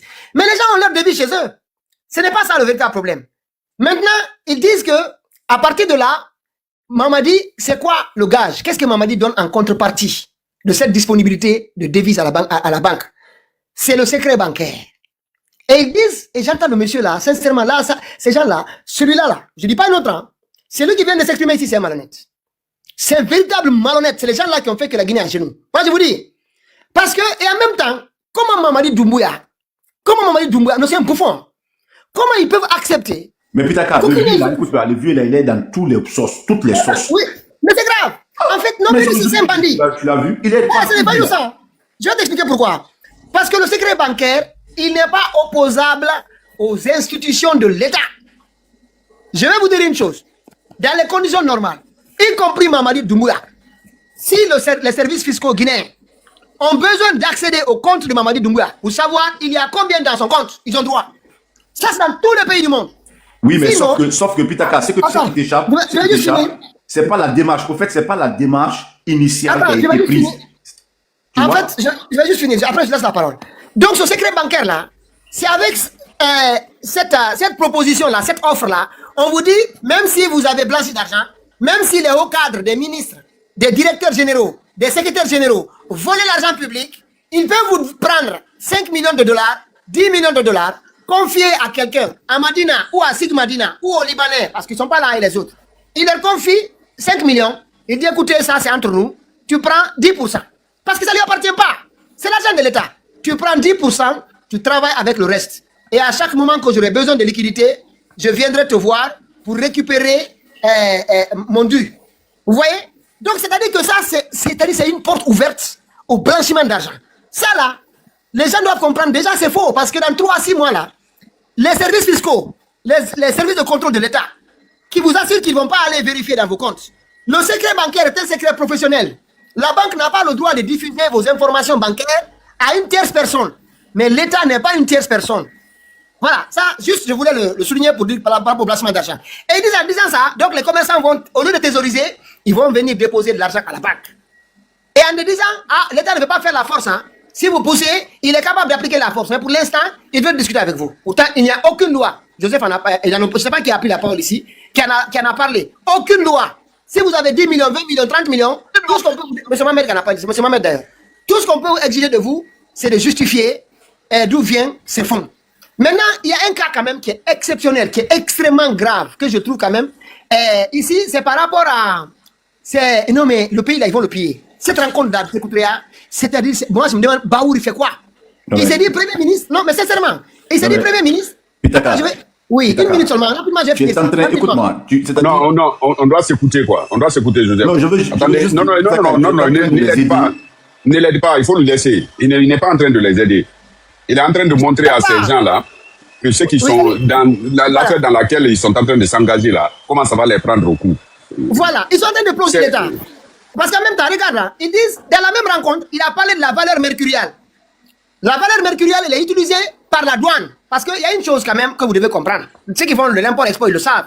Ceux qui jouent aussi avec le commerce et l'étranger.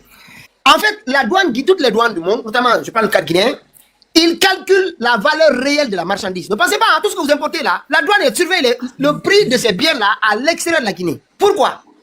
Parce que très souvent, ceux qui font de l'export-import, soit ils vont sous-facturer la marchandise, l'importation, soit ils vont surfacturer l'importation.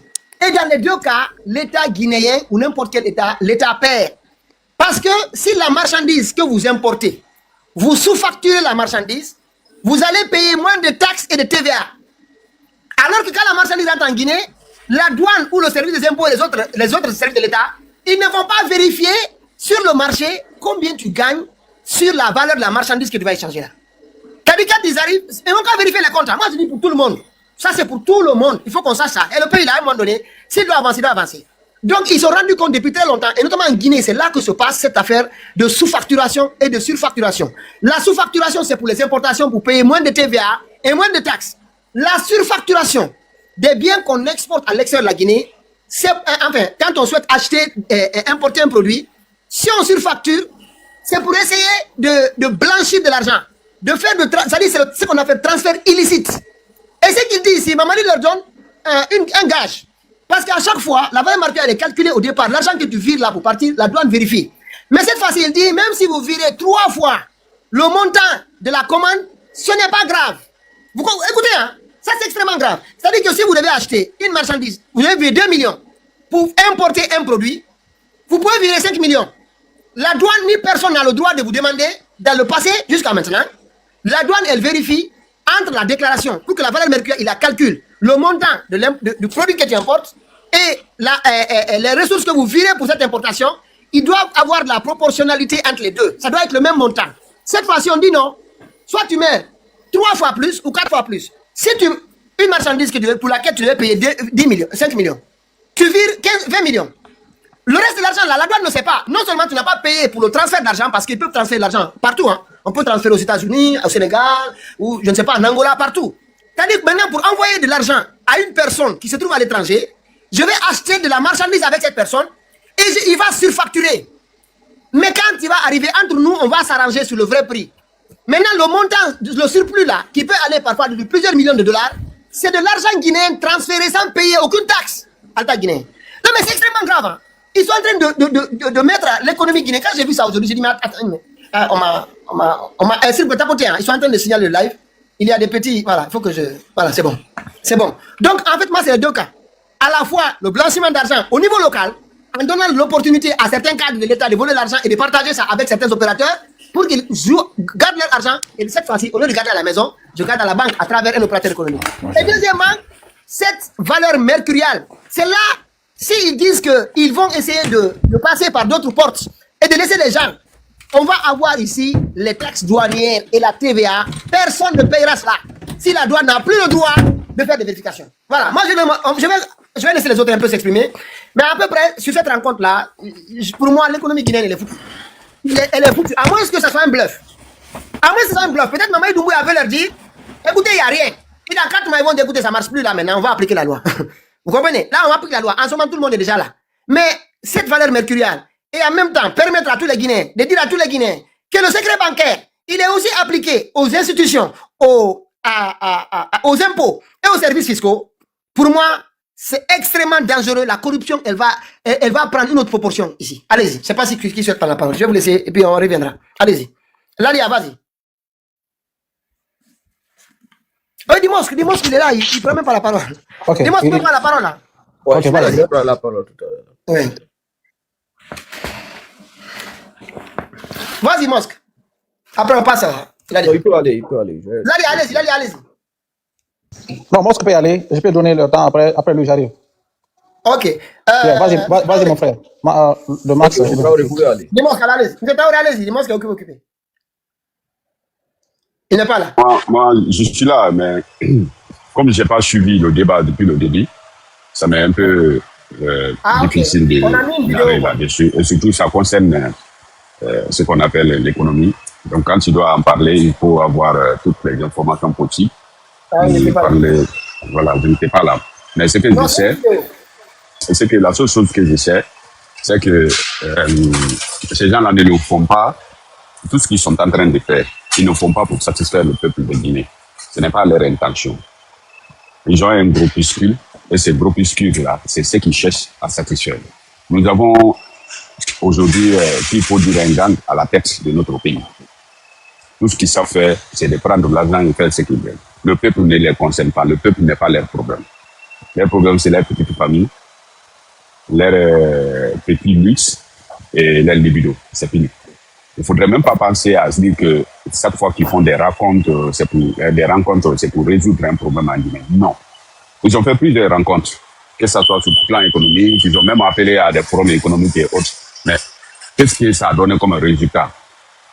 Et avec toutes ces rencontres-là, où on se trouve aujourd'hui, en matière sur le plan économique en Guinée, mais on se trouve à terre.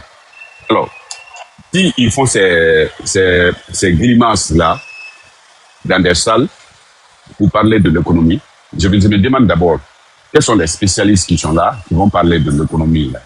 Quels sont les plans que eux ils avaient à proposer à ces commerçants-là, des plans concrets que ces commerçants pouvaient apprécier, qui pouvaient être une sorte de crise? Non. À partir du moment, d'abord, à partir du moment où les banquiers ou bien les opérateurs économiques ou bien les spécialistes, la Banque centrale elle-même se retrouvent dans une salle pour pour trouver la solution à une politique monétaire en face des opérateurs économiques, moi je me dis que tout est gâté. Tout est gâté. Mais la politique monétaire d'un pays, c'est une politique secrète qui reste entièrement à la disposition de l'État. Chaque année, quand on élabore la politique économique d'un pays, il y a ce qu'on appelle la politique monétaire du pays.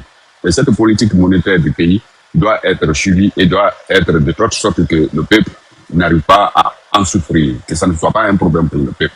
Mais si nous avons le problème plus de combien d'années, mais le problème persiste et ceux qui sont à la tête, ils continuent dans leur arrogance. Après, c'est pour appeler les opérateurs économiques, les proposer ceci, les proposer cela. Ils se disent que l'argent, tout cet argent qu'ils sont en train de parler, l'argent se trouve être thésaurisé par les opérateurs économiques dans leur coffre-fort, siégé à la maison ou bien dans leur boutique, dans les bunkers.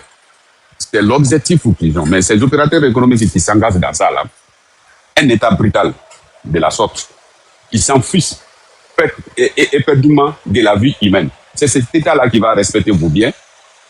Celui qui ne respecte pas vos vies. Alors, s'il veut s'engager ainsi, il s'engage. Mais moi, je sais que le résultat derrière, Pitaka a parlé ici. Le résultat, c'est de les berner, quoi. Les berner, avoir les avoirs et les laisser dans des difficultés économiques criales.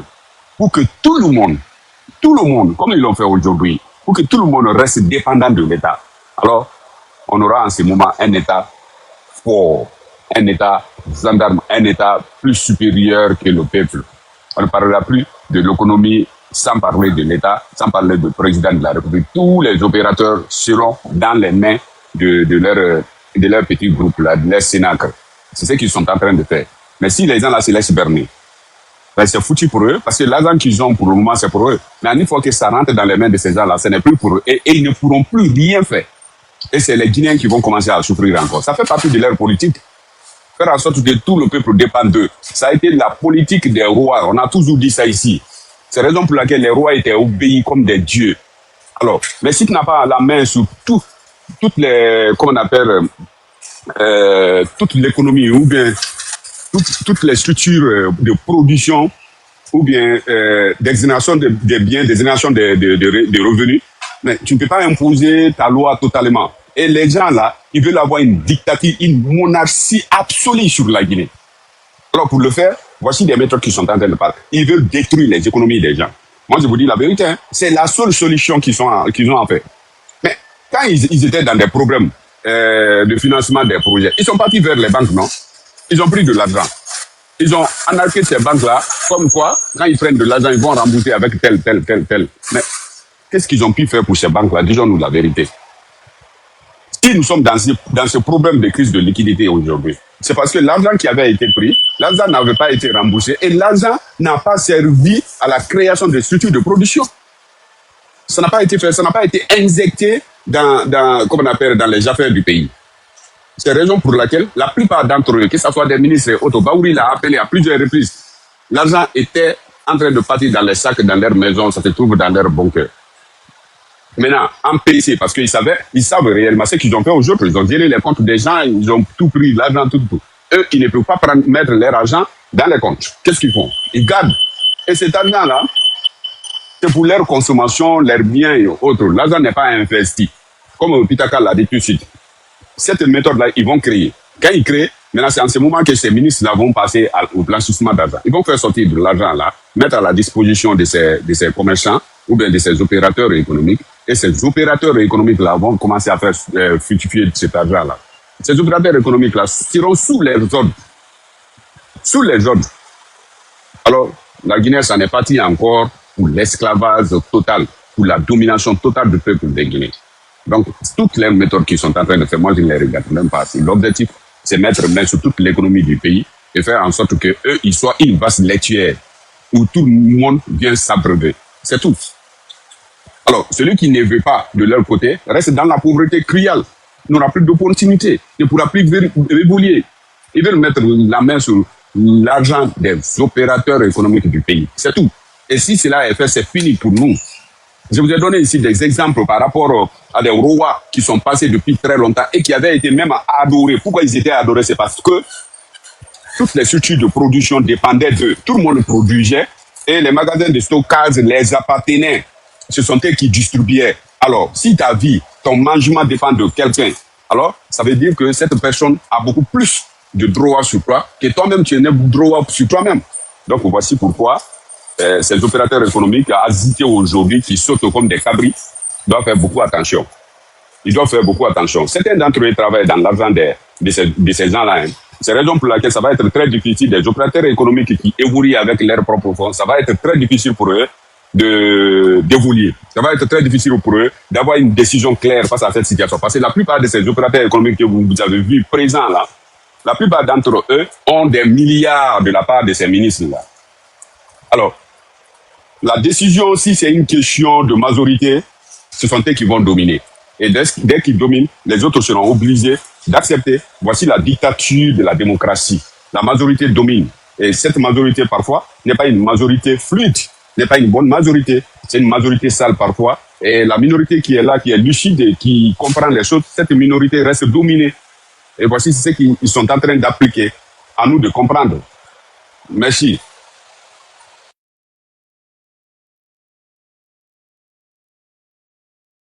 Oui, allô? Allô? On vous attend, M. Touré, allez-y. Moi, je comprends ça de la manière d'une mafia qui se forme. Hein. Les gens là, tout ce qu'ils font comme bavure, ils trouvent toujours une solution pour légitimer leur situation. Ils trouvent toujours une solution. Hein. On a déjà une loi dans la Constitution qui permet de nous dire qu'après le mandat d'un président, on ne peut pas le juger sur tous les points. Et lui-même, il va nommer les gens qui sont supposés juger quand il y a des problèmes. Ça, c'est quoi? Ça, c'est pour blanchir. Et cette situation-là est comparable à ça. Vous pensez que les commerçants ont de l'argent? Vous allez savoir dans ce pays-là qu'il y a des gens qui sont riches avec des sommes inimaginables. Inimaginables. Ça sera... C'est que cette histoire qu'ils sont en train d'inventer là, ça sera... comment on appelle? La crise économique qu'on a de billets sera une petite goutte d'eau dans l'océan. C'est ce que ça va être. Bon, on sait vraiment que ce qu'ils font, comment on appelle, les mensonges et autres là, on le sait déjà. On le sait tout ça là. Mais le problème de ça là, ça sera très grave. Ça sera excessivement grave. Et on doit expliquer ça dans le sens où le Guinéen doit comprendre. Où les Guinéens doivent comprendre que voilà, on vous a parlé de CRIEF qui est là pour contrôler, pour savoir où est-ce que ces gens-là prennent l'argent de l'État, du peuple. Et maintenant, on vous dit que cette CRIEF